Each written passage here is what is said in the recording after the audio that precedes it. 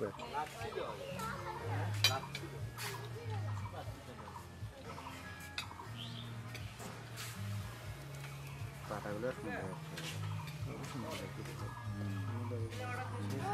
এই এই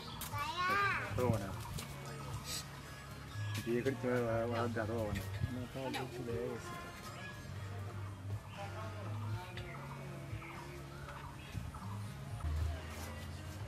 আল্লাহ ধরা দিছে ভাই, আরবি ধরা দিছে ভিডিওতে, বুঝছে না কি হচ্ছে।